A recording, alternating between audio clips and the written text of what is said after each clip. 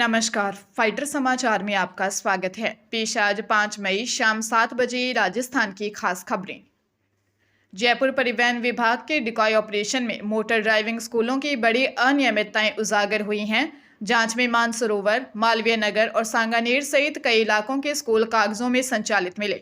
जांच में सामने आया कि ये संस्थान बिना प्रशिक्षण दिए ही भारी वाहन लाइसेंस के लिए फॉर्म 5 प्रमाण पत्र जारी कर रहे थे, जिसके लिए प्रति व्यक्ति 3 से 5 हजार रुपये तक वसूले जा रहे थे। नियमों के अनुसार भारी वाहन लाइसेंस के लिए 30 दिन का अनुभव और 15 घंटे का प्रशिक्षण अनिवार्य है, लेकिन इन स्कूलों ने पिछले 3 महीनों में ही 500 से अधिक फर्जी प्रमाण पत्र बांट दिए।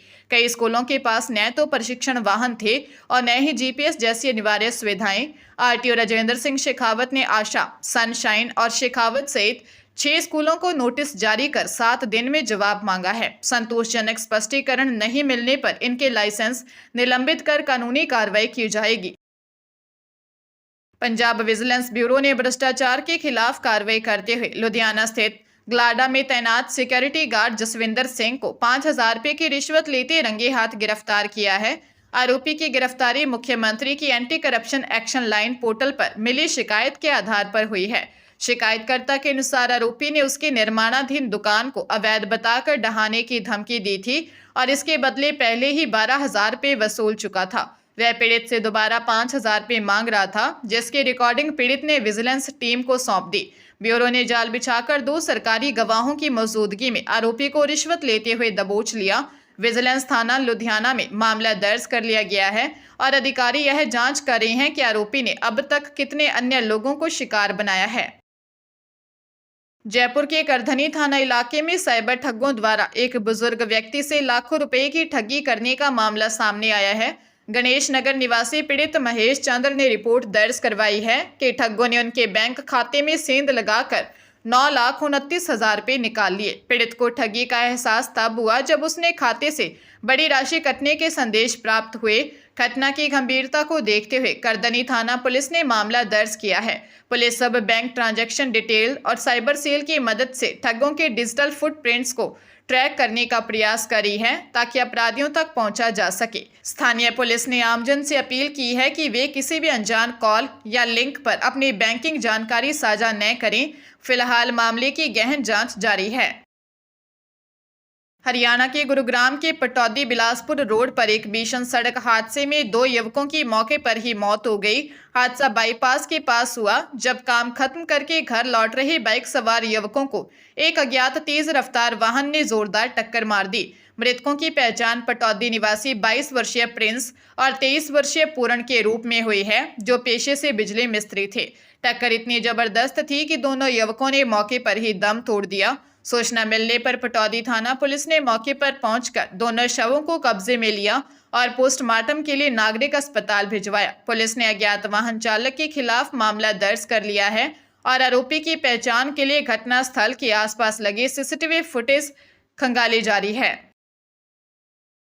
टोंक में कांस्टेबल भागचंद सैनी की हत्या के मामले में पुलिस ने बड़ी कार्रवाई करते हुए 2 आरोपियों को डिटेन किया है।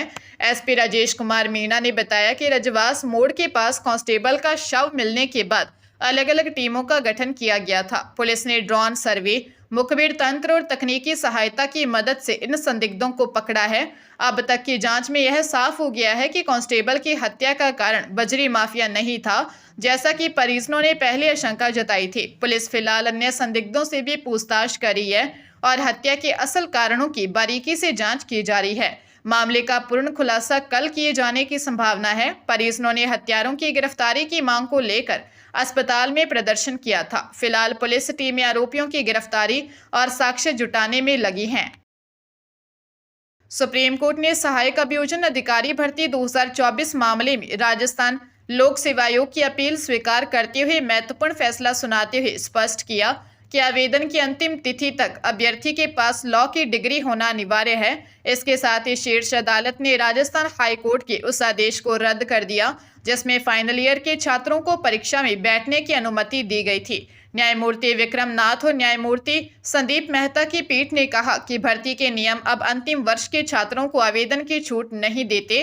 आयोग ने 181 पदों के लिए विज्ञापन जारी किया था, जिसमें अब केवल वही अभ्यर्थी पात्र माने जाएंगे जिनके पास निर्धारित तिथि तक डिग्री उपलब्ध थी। इस फैसले से हजारों अपात्र अभ्यर्थी भर्ती प्रक्रिया से बाहर हो जाएंगे। आरपीएससी ने हाईकोर्ट के निर्णय के खिलाफ सुप्रीम कोर्ट में याचिका दायर की थी। पाली के सुमेरपुर उपखंड क्षेत्र में एक महिला से खुद को पुलिसकर्मी बताकर सरकारी नौकरी दिलाने के नाम पर 7 लाख रुपए की ठगी का मामला सामने आया है।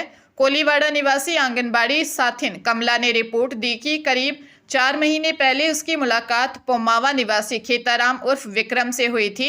आरोपी ने खुद को पुलिस विभाग का कर्मचारी बताते हुए महिला का भरोसा जीत लिया। खेताराम ने महिला को झांसा दिया कि वह अपने संपर्कों के जरिए उसके बेटे को पुलिस कांस्टेबल और बेटी को सरकारी शिक्षक लगवा सकता है। आरोपी की बातों में आकर पीड़िता ने उसे अलग अलग किश्तों में कुल 7 लाख रुपए दे दिए। ठगी का एहसास होने पर पीड़िता ने सुमेरपुर थाने में आरोपी के खिलाफ मामला दर्ज करवाया है। फिलहाल पुलिस ने रिपोर्ट दर्ज कर आरोपी की तलाश और मामले की जांच शुरू कर दी है। राजस्थान में ड्रग टेस्टिंग लैब की जांच के दौरान 3 दवाओं और 2 मेहंदी कोन के अमानक मिलने पर food safety and drug control विभाग ने सख्त रुख अपनाया है।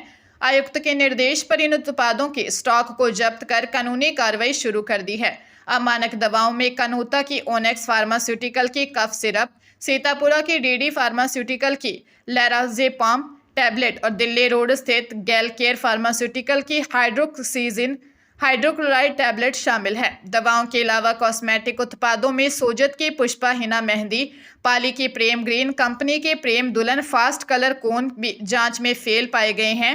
ड्रग कंट्रोलर प्रथम एवं द्वितीय के अनुसार इन सभी उत्पादों के विशेष बैच नंबर असुरक्षित पाए गए हैं, जिनकी एक्सपायरी अवधि 2026 और 2027 तक थी। विभाग ने विक्रेताओं को तत्काल प्रभाव से इनका वितरण रोकने और स्टॉक वापस लेने के कड़े आदेश दिए हैं।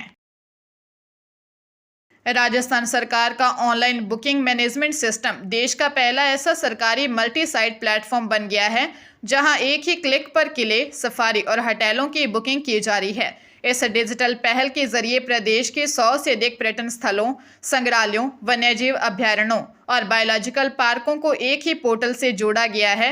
इसमें आमेर किला, हवा महल, सरिस्का टाइगर सफारी और नारगढ़ बायोलॉजिकल पार्क जैसे प्रमुख स्थल शामिल हैं। इस कैशलेस व्यवस्था ने पर्यटकों के लिए पधारो मारे देश के अनुभव को बिना लाइन और बिना पेपर के पूरी तरह डिजिटल बना दिया है। पोर्टल के माध्यम से अब तक 90 लाख से अधिक बुकिंग की जा चुकी है, जिससे 3 करोड़ से ज्यादा पर्यटकों को लाभ मिला है। आरटीडीसी के होटल और लाइट एंड साउंड शो भी इस प्लेटफॉर्म पर उपलब्ध है, जिससे राजस्थान पर्यटन क्षेत्र में तकनीक का उपयोग करने वाला अग्रणी राज्य बन गया है। जोधपुर रेलवे स्टेशन के सहकार भवन में स्थित जोधपुर सहकारी उपभोक्ता होलसेल भंडार लिमिटेड के सुपर मार्केट में करीब 36 लाख रुपए की वित्तीय अनियमितता का मामला सामने आया है। इस बड़े घोटाले की जांच और स्टॉक के दोबारा भौतिक सत्यापन के कारण पिछले 15 दिनों से सुपर मार्केट बंद है। प्रारंभिक जांच में करीब 7,83,000 रुपए का स्टॉक कम मिला है, जबकि बिलिंग में 28 लाख रुपए की कमी पाई गई है। उप रजिस्ट्रार कार्यालय द्वारा किए गए वार्षिक भौतिक सत्यापन के दौरान यह गड़बड़ी पकड़ी गई। सामने आया है कि वहां तैनात कार्मिकों ने बिक्री तो अधिक दिखाई, लेकिन उसकी राशि सरकारी खाते में जमा नहीं करवाई। दोषी कर्मियों के सरकारी संस्थानों को उधार माल देने का बहाना बनाकर बचने की कोशिश की, लेकिन रिकॉर्ड की जांच में उनकी पोल खुल गई। फिलहाल भंडार प्रबंधन गहराई से पूरे मामले की जांच और स्टॉक का मिलान करने में जुटा है।